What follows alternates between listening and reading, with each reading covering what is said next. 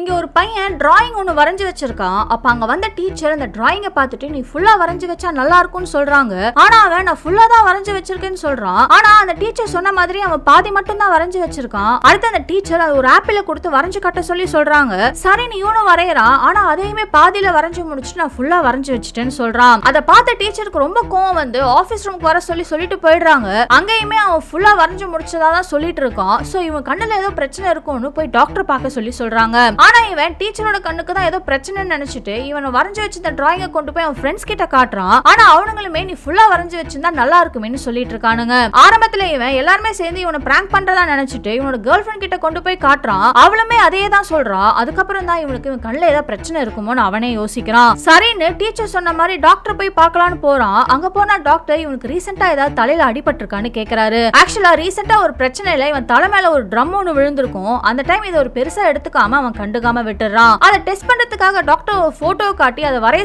சொல்றாரு. அப்பயுமே இவன் பாதி வரைஞ்சு முடிச்சிட்டு நான் ஃபுல்லா வரைஞ்சிட்டேன்னு சொல்றான். அதுக்கப்புறம் தான் டாக்டர் சொல்றாரு இவனுக்கு அடிபட்டதுல நரம்பு மண்டலத்துல இவனுக்கு ரத்தம் கட்டி இருக்கு. சோ அது இவனோட மூளையை முழுசா வேலை செய்ய விடாம இவன் எந்த வேலை செஞ்சாலுமே இவன் முழுசா செஞ்சு முடிச்ச மாதிரியே ஏத்துக்குது. ஆனா இவன் கண்டினியூவா மருந்து சாப்பிட்டானா இதை சரி பண்ணிடலான்னு டாக்டர் சொல்றாரு. ஆனா அதை கேட்டதுமே இவன் ரொம்ப டென்ஷன் ஆயிடுறான். ஏன்னா இன்னும் 2 நாள்ல இவனுக்கு ஒரு முக்கியமான டிராயிங் காம்படிஷன் ஒன்னு இருக்கு.